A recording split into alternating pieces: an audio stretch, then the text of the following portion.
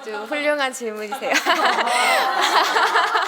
네, 흔들리지 않을 거야 이렇게 생각했는데 그날 흔들렸거든요. 그래서 더 힘들었던 것 같아요. 안뜨레봄 선생님 수업 나눔을 시작하겠습니다. 수업 끝나고는 그냥 괜찮았거든요. 근데 이거 보니까 되게 마음이 약간 착잡한 기분이 막 드는 것 같아요.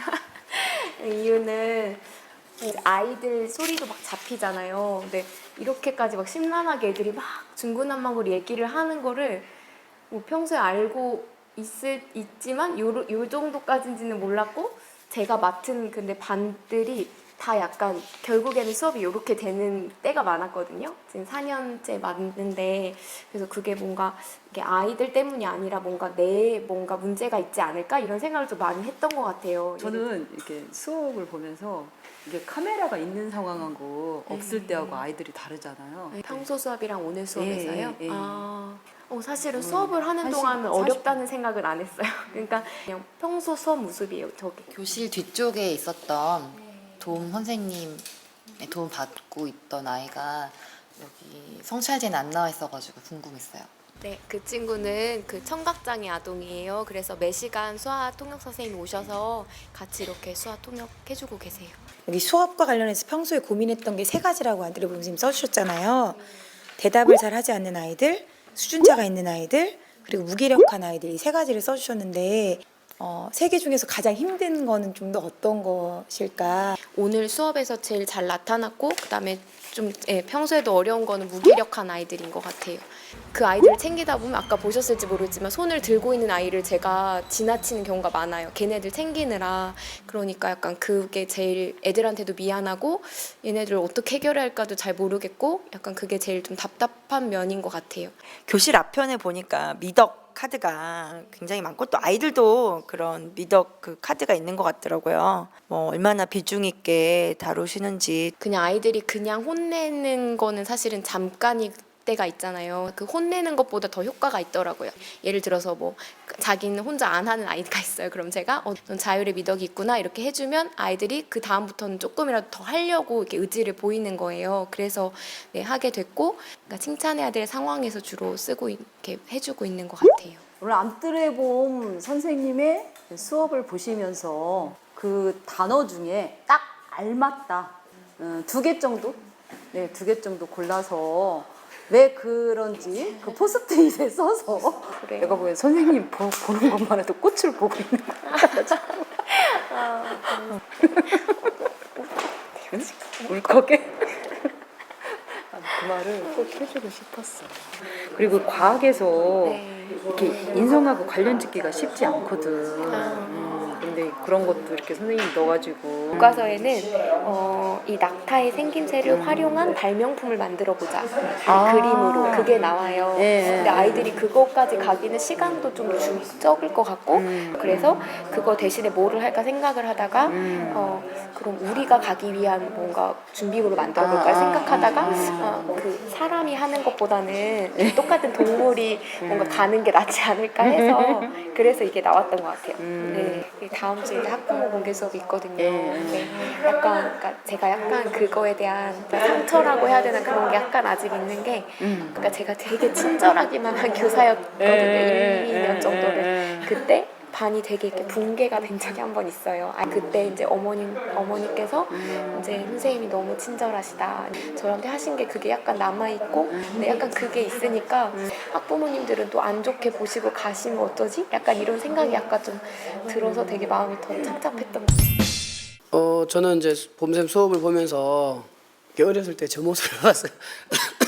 초등학교에 제가 있었어요. 선생님한테 감사하다는 얘기를 하고 싶어요. 담임 선생님이 나머지 공부를 시키면서 한 1년 넘게 이렇게 하면서 학습 부진이 많이 사라졌어요. 선생님이 수업이 애들 한 명씩 한 명씩 찾아가면서 이렇게 하는 모습을 보면서 너무 감사하다. 옛날 선생님 생각나고 고맙다고, 그렇게 수업해 주셔서 고맙다고 꼭 말씀드리고 싶어요. 사실은 다른 선생님들도 다 그러고 계실 거라고 생각을 해요. 근데 얘는 이해를 못하고 못 따라가는데 얘를 놓고 수업을 한다는 건 얘를 무시하겠다는 얘기잖아요. 근데 그러고 싶지는 않은 것 같아요. 그 정도까지 의미가 있을 거라고 생각을 못하고 했던 것 같은데 더 열심히 가르쳐야겠구나 이런 생각이 들었어요. 난뜨레 봄 선생님 수업은 따뜻하고 행복한 동화 같아요 라고 해서 또 아이들한테 눈높이를 맞춰서 또 친절히 이렇게 안내하시는 모습이 인상적이었고 수업을 떠올렸을 때 엄마가 생각이 났어요. 엄마. 네. 그냥 아이들이 필요하면 막 이것저것 선생님 머릿속에는 이것저것 막 해야 될 일들이 많은데 아이들 말 다 들어주고 그래 챙겨주는 그런 엄마 같은. 나무하고 바다를 골랐는데 이제 나무처럼 한 자리에 우뚝 서서 자신의 신념을 지키면서 흔들림 없이 수업하는 모습이 되게 좋았고요. 또 바다처럼 넓은 마음과 포용력으로 아이들을 사랑하는 모습이 느껴져서 처음에 영화라는 단어가 딱 눈에 들어왔는데 주인공이 각각 굉장히 많은 그런 배우들이 나오는데 그 한 명 한 명을 굉장히 배려하시려고 해서 때로는 담임선생님이 스텝 같기도 했다가 때로는 감독 같기도 했다가 그것들을 이렇게 멀티를 운영을 하신다는 생각이 들었어요. 솔직히 저는 선생님 좀 이렇게 뭔가 여리시고 이러실 줄 알았는데 굉장히 되게 중심이 확고하게 딱 잘 잡혀 있으신 모습이 되게 보기 좋았거든요. 우주선이랑 가방이다라고 생각했거든요. 이제 우주선 같은 경우는 이제 과학도 수업이잖아요. 근데 애들이 호기심이 굉장히 많았는데 그런 아이들에게 진짜 상상의 날개를 더 이렇게 뒷받침해주는 그렇게 하면서 실제로 아이들의 모습에서도 발표를 하면서 뭔가 선생님과 대화하는 게 되게 자연스럽고 되게 즐거워 보였고요. 지금 여러 선생님들이 이렇게 진짜 힘이 되는 격려의 말씀을 해주셨는데 그 중에서 하나를 선택을 하신다면 전 공통적으로 말씀해 주신 게 있었는데 그러니까 중심을 잘 지키는 것 같다? 그 말씀이 되게 인상적이었던 것 같아요. 그런 생각을 해본 적이 없는데 그런 모습이 보였다는 게 되게 감사하고. 이어서 이제 직면의 단계를 가고 싶은데 이렇게 만족감보다는 조금 좀 더 내가 채워야 되겠다 이런 부분이 있잖아요. 네, 혹시 그런 부분이 있었는지 아쉬운 부분이라든지 뭐. 그러니까 사실은 그거를 잘 못 찾아서 계속 헤맸던 것 같아요. 그러니까 이게 그 친절함이 이렇게 말씀해주고 달아주신 것처럼 너무 좋은 면이 있는데 이게 절도가 있진 않잖아요. 제가 말할 때는 이렇게 딱 전달력이 있어야 되고 그래서 아이들이 잘 듣고 그리고 나서 또 활동할 때는 또 활동하고 또 한 아이가 얘기하면 또 같이 들어주고 저는 약간 그런 수업을 꿈꾸는데 내가 너무 다 받아주는 거 아닐까라는 생각을. 근데 이게 같이 갈 수는 없는 건지 그러니까 친절하지만 또 아이들은 절도 있고. 너무 지금 이 수업은 제가 볼 때는 되게 잘 잡힌 수업이었거든요. 제가 봤을 때는 아이들은 원래 그런 모습이 있잖아요. 그래서 아이들이 절도 있게 하기를 바랐다고 하는데 꿈꾸는 이상향의 어떤 모습과 나의 천상과 괴리가 있잖아요. 그래서 지금 어떤 노력을 하셔서 지금 여기까지 오셨는지가 궁금해요. 그러니까 친절하기만 했을 때는 거의 수업이 안 됐던 적도 있었던 것 같아요. 아이들이 정말 그러니까 수업 때문에 시끄러운 게 아니라 그냥 시끄러워서 같긴 한데 요즘은 되게 괜찮거든요. 이 정도는 뭐 이건 아무것도 아니야. 약간 괜찮거든요. 선생님이 말할 때와 아이들이 자기 의견을 말할 때와 아이들 서로 들어줄 때 이런 경계만 좀 더 생기면 좋겠다는 생각은 드는 것 같아요. 성장하는 수업으로 가게 하기 위해서 나의 어떤 모습이 이렇게 조금 단련되고 이렇게 해야 될 부분인가에 대해서 고민을 하고 있다든지 아니면 올해도 내가 3월 초에 선생님이 말할 때는 잘 들어주면서 존중해줬으면 좋겠어. 이 울타리를 못 쳤구나를 요즘 조금 더 느껴요. 그래서 이게 중간에 치려고 하니까 또 잘 안 되더라고요. 근데 내년에는 처음부터 잘 먼저 쳐야겠구나. 그거는 알 수 있을 것 같아요. 저도 엄청 애들한테 친절하게 하거든요. 비슷해요, 되게. 그런 거에서 질서를 잡기 위해 저는 이렇게 상벌을 이렇게 물론 하면 안 하는 게 최고 좋지만 저학년이니까 필요해서 하는데 혹시 그걸 적용하고 있는지. 벌은 있어요. 그러니까 경고 2번 받으면 뒤로 나가서 서 있기. 이거 아이들이랑 같이 정했거든요. 근데 그게 제가 너무 기준이 낮은가 싶을 때는 있어요. 다른 선생님들은 뭐 예를 들어 뭐 이렇게 조금 시끄러우면 뭐 한 번 딱 이렇게 딱딱딱 이렇게 하면 좀 애들이 더 조용한가? 약간 이런 생각은 조금 하긴 해요. 되게 허용적이시잖아요. 화내는 모습이 어느 정도인지.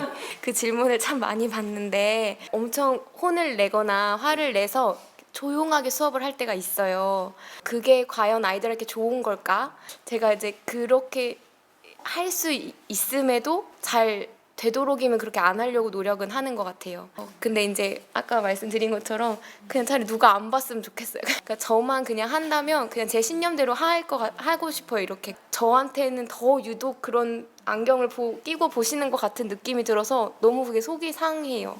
평소 아이들 수업에 수업 몰입에 방해가 되는 저의 언어적, 비언어적 요소가 있는지 저는 못 찾았어요. 저는 전혀 없었어요. 우리가 뭐 선생님을 위해서 지금 좋은 말 하는 게 아니라 객관적으로 봤어요. 이 수업은 봤는데 그렇게 문제가 되는, 그러니까 아이들이 당연히 내 얘기 하고 싶고 이거 당연한 거고 그냥 지금까지 꾸준히 가다 보면 선생님 필요에 의해서 단호한 것도 배우잖아요. 가다 보면 수험처럼 가는 거죠. 성장하는 그 사람의 과정인 것 같아요. 다른 사람의 눈치를 신경 쓰지 않고 본인이 이게 나한테 맞는 방법이고 이건 내가 할 수 있는 거야 라고 이렇게 조금 생각해 보신 적은 없으신지. 아직도 이렇게 기웃기웃할 때는 있지만 나한테는 그 내 옷은 그거구나는 조금 찾은 것 같고, 그다음에 최근에 사실은 저를 토닥여주는 걸 제가 최근에 배웠거든요. 작년까지는 그냥 다 내가 못하는 것 같고 더 잘해야 될 것 같고 이런 생각만 하다가 아 그래 내가 잘하고 있다고 얘기해주자 이렇게 하면서 조금 그게 잡히기는 했어요. 말씀드린 대로 최근에 이제 그런 여러 상황 때문에 제가 막 흔들리고 있었고 신념이, 근데 그거를 괜찮다고 그대로 가라고 이렇게 말씀해 주시니까 되게 이렇게 다시 힘이 나는 것 같아요. 애들한테 이제 수업 중 바라는 거, 뭐 선생님한테 하고 싶은 거 뭐냐 했을 때 선생님이 수업이 다 좋지만 이건 좀 이렇게 고쳐주셨으면 좋겠다 하는 거 있으면 얘기 좀 해주세요. 없어요. 다 좋아요. 다 좋아? 지금 너무 좋다는 거예요. 애들은 너무 좋아해. 그리고 그 안에서 어느 정도의 배움이 있음을 느껴요. 근데 부모님이 공개 수업 때 피드백이 안 좋아. 그럼 둘 중에 하나를 택해야 된다고 했을 때 선생님한테 뭐가 더 중요하신 것 같아요? 아주 훌륭한 질문이세요. 네, 아이들인 것 같아요. 그러니까 사실은 그 어머니 만나기 전에도 제가 막 마음을 다졌었어요. 흔들리지 않을 거야 이렇게 생각했는데 그날 흔들렸거든요. 그래서 더 힘들었던 것 같아요. 말씀해주신 대로 저는 아이들이 괜찮으면 되는 거니까. 흔하게 할 수 있는 비유로 진짜 추남이에요. 예를 들어서. 근데 못생겼다고 하면 상처받잖아. 근데 진짜 잘생겼어.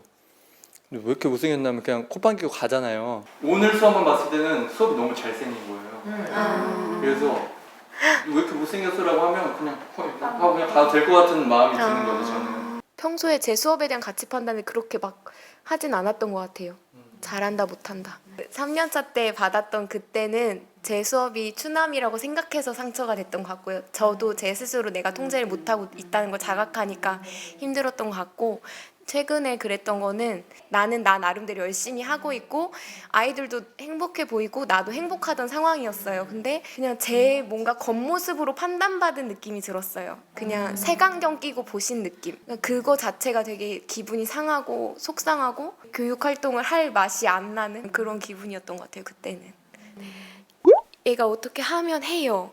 근데 또 그래서 이제 잘 하겠구나 이렇게 생각했는데 또 다음 수업 되면 또 안 해요. 그러니까 이게 계속 반복이 되니까 얘가 좀 하겠구나, 또 안 하네, 하겠구나, 또 안 하네, 이게 너무 반복이 되니까 좀 지치는 마음이 있는 것 같아요. 그러니까 그 단일 수업에서는 가서 해줄 수 있겠는데 그게 개선이 딱 장기적으로는 안 되는 것 같으니까 지치는 거 좀 있는데, 그래도 그 들어왔다고 하시고 그거 자체가 소중하다고 봐주시니까 그냥 그거 자체에 감사하고 이렇게 포기하지 말아야겠구나 이런 생각이 들었어요.